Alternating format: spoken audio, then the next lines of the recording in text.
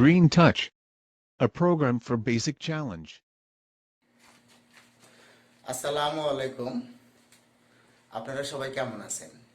ইনশাআল্লাহ আমি বিশ্বাস করি এবং মনে করি আপনারা সবাই ভালো আছেন এবং আমাদের সাথেই আছেন। এটা আমি বুঝতে পারতেছি যে আপনারা সবাই লাইক দিতেছেন, কমেন্টস করতেছেন, সাবস্ক্রাইব করতেছেন, আমাদের ভিউ বাড়তেছে।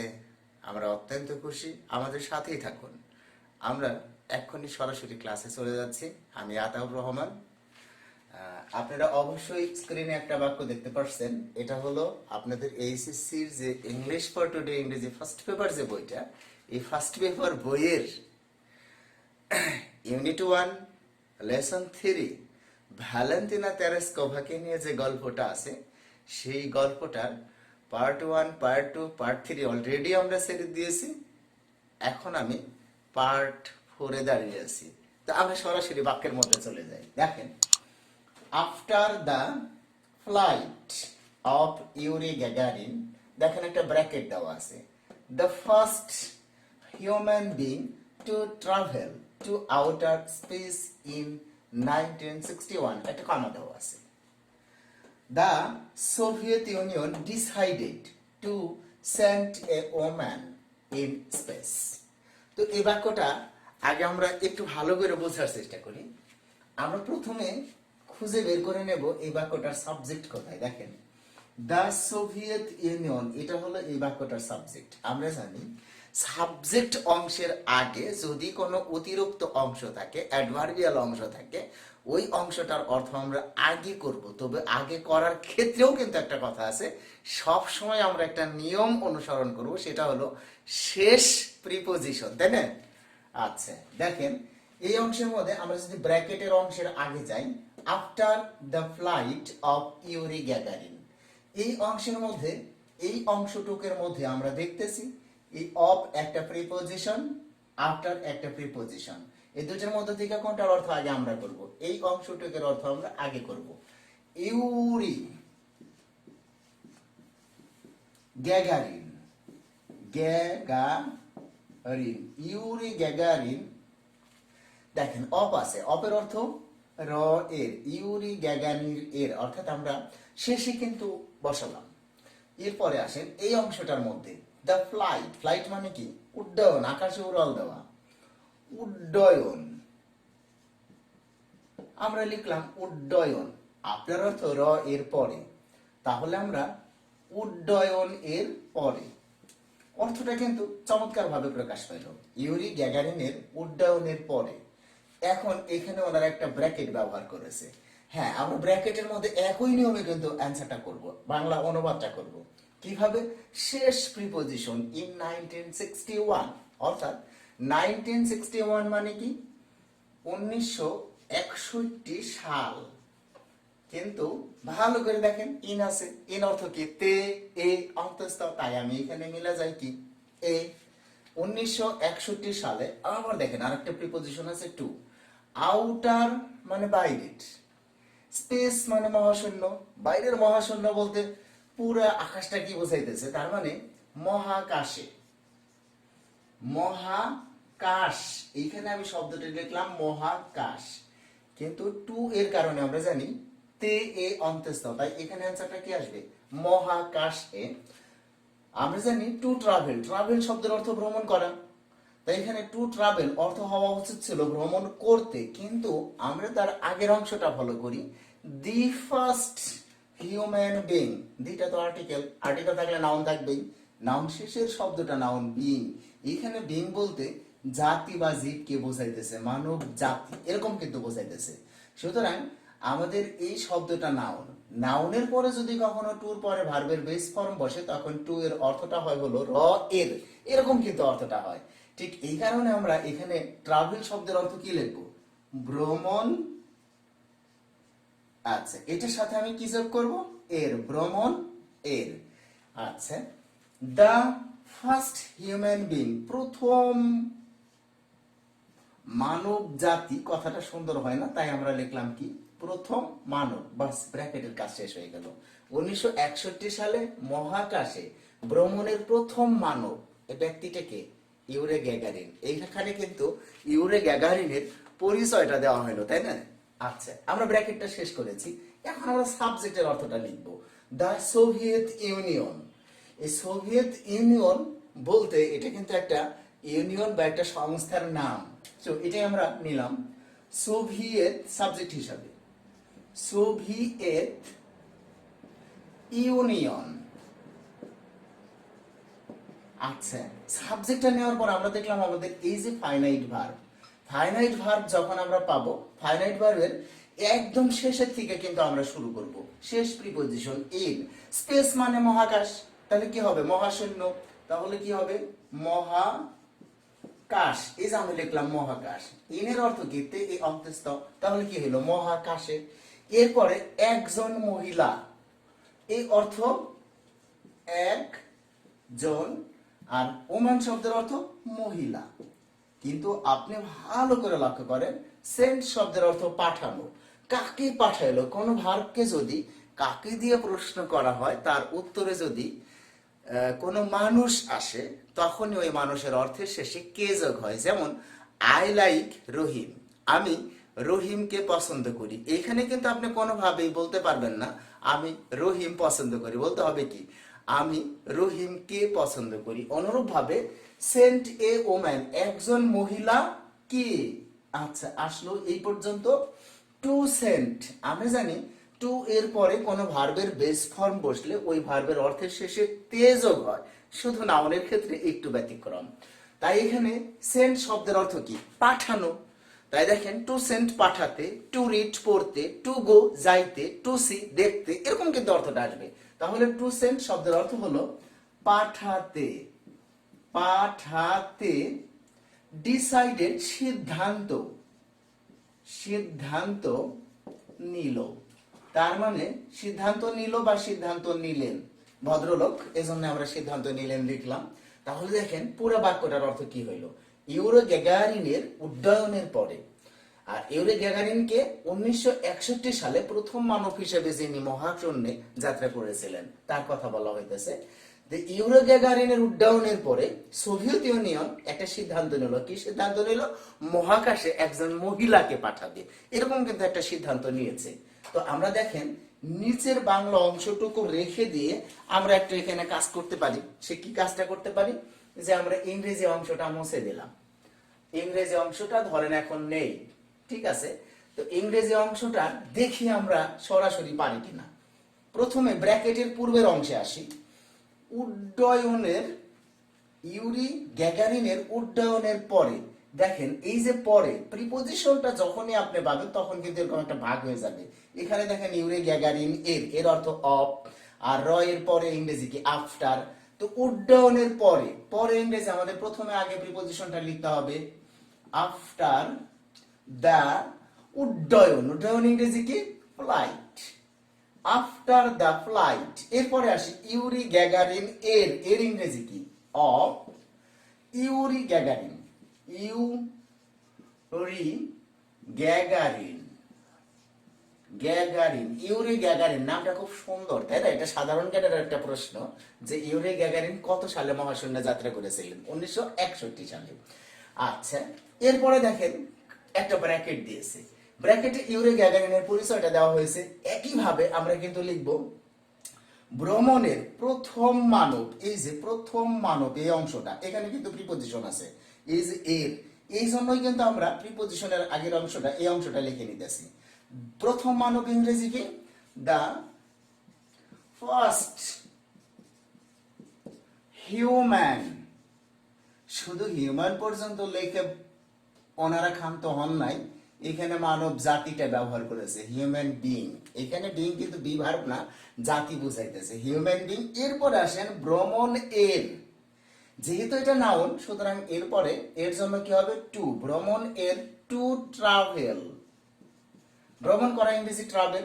এরপরে আসতেছি আমরা মহাকাশে, ইন, একদম পুরো আকাশ জুড়ে, তো আউটার স্পেস। ইনটা কেন ব্যবহার করলাম? মহাকাশ এ।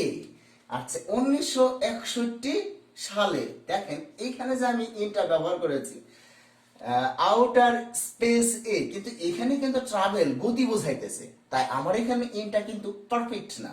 আর গতি বোঝাইলে আমাদের প্রিপজিশনটা কি আসবে? টু। টু আউটার স্পেস, এই পর্যন্ত আমরা লিখলাম। এরপরে কত লিখতেছে? 1961 সাল এ, ইন 1961। এখন কিন্তু ব্র্যাকেটটা শেষ হয়ে গেছে এবং ব্র্যাকেটের পরে কি আছে? একটা কমা আছে। কমার পরে কি লিখছে? Soviet union. এই সোভিয়েত ইউনিয়ন কিন্তু একটা নির্দিষ্ট এবং বিখ্যাত, তাই আমরা সবাই এটার নাম শুনেছি, প্রায় সবাই নাম শুনেছি, তাই এটার আগে কি হয়েছে? দি হয়েছে, দা সোভিয়েত ইউনিয়ন। আচ্ছা, এরপর আমরা ভার্বটা নেব। সিদ্ধান্ত নিলেন, পাস্ট টেন্স। ডিসাইডেড, সিদ্ধান্ত নিলেন কি করতে? পাঠাতে। টু সেন্ড, পাঠাতে। জানি আমরা পাঠানো ইংরেজি সেন্ড, পাঠাতে, তাই কি হয়ে গেছে? To send.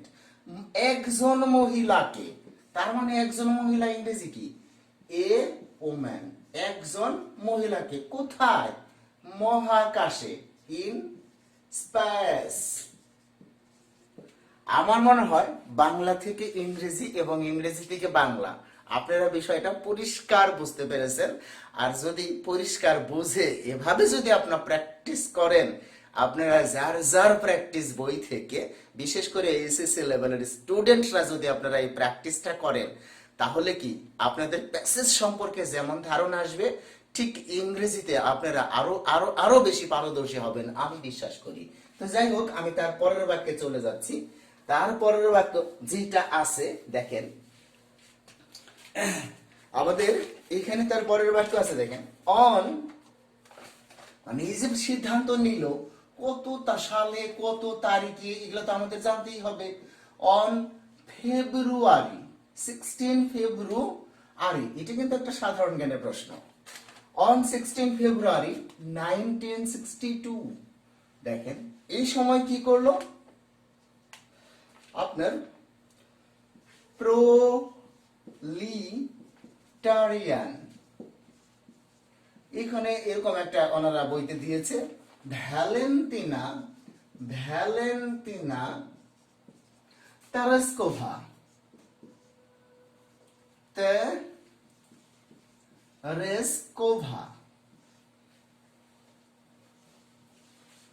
Valentina Tereshkova was selected for this project from among more than 400 applicants। দেখেন কি চমৎকার বাক্য, আমরা যদি একটু খেয়াল করি অনেক ভালো অ্যান্সার করা কিন্তু সম্ভব। আপনি ভালো করে লক্ষ্য করেন এই বাক্যটার মধ্যে আমাদের সাবজেক্ট কোনটা। দেখেন এখানে দেখেন আপনি, প্রোলিটারিয়ান ভ্যালেন্টিনা তেরেস্কোভা, এটাই সাবজেক্ট। এখানে ভার্ব হিসাবে যেটা বসেছে ওয়াজ, আর সিলেক্টেড এটা ভার্বের পাস্ট পার্টিসিপল ফর্ম বসেছে, এটা কিন্তু একটা প্যাসিভ ফরম্যাট। আর প্যাসিভ ফরম্যাটের মধ্যে আমরা জানি যদি কোনো ভার্বের শেষে হযুক্ত কোনো শব্দ থাকে, যেমন বলা হয়, হয় ইংরেজি কি? অ্যাম, ইজ, আর, ইজ কল্ড, অথবা অ্যাম কল্ড, অথবা আর কল্ড। অর্থাৎ বলা হয়, এই হয় ইংরেজিটা আগে আসবে, আর যে ভার্বটা ওইখানে বলা হইতেছে বলা, ওইটার কোন ফর্ম হবে? Past participle form. অর্থাৎ হ যুক্ত হ এই শব্দের আগে যদি কোনো ভার্ব আসে, সঙ্গে সঙ্গে হ এর পরে ওই ভার্বের পাস্ট পার্টিসিপল ফর্ম হবে। যেমন যদি বলি হয়েছে, হ্যাজ বিন অথবা হ্যাভ বিন। নির্বাচন করা হয়েছে, হ্যাভ বিন সিলেক্টেড। নির্বাচন করা হয়েছিল, was selected। এমনই কিন্তু একটা ভার্ব এখানে ব্যবহার করা হয়েছে। আচ্ছা, এরপরে আপনি লক্ষ্য করেন, for this project from among more than 400 applicants. তো আমরা প্রথমে সাবজেক্ট অংশের আগে একটু খেয়াল করি। অন 16 ফেব্রুয়ারি 1962, এটার অর্থ কি আসতেছে? 16 ফেব্রুয়ারি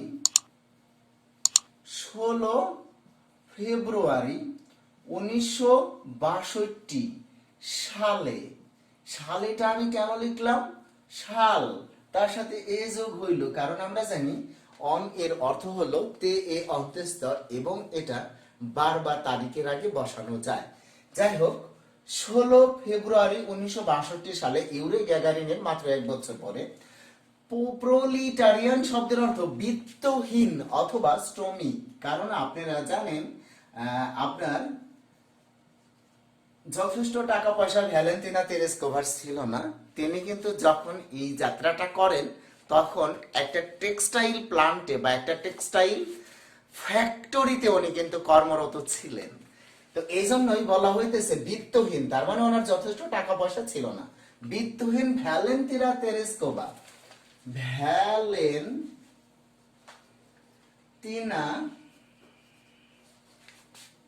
তেরেস্কোভা, এর সাথে আমি কে যোগ করব? তেরেস্কোভা কে, কারণ আমরা যখনই দেখব বি এর পরে ভার্বের পাস্ট পার্টিসিপল ফর্ম আছে, সেই ক্ষেত্রে আমার সাবজেক্ট যদি ব্যক্তি হয় এই সাবজেক্টের সাথে আমাকে কে যোগ করতে হবে। যেমন যদি বলি এইভাবে, হি ওয়াজ কল্ড, তাকে বলা হয়েছিল, বা হি ইজ কল্ড, তাকে বলা হয়। রহিম ইজ কল্ড, রহিমকে বলা হয়। রহিম ওয়াজ সিলেক্টেড, রহিমকে নির্বাচন করা হয়েছিল। বিষয়টা কিন্তু এরকম, আপনাকে বুঝতে হবে ঘটনাটা। তাই দেখেন, এই সময় আমি সাবজেক্টের অর্থের শেষে কি যোগ করলাম?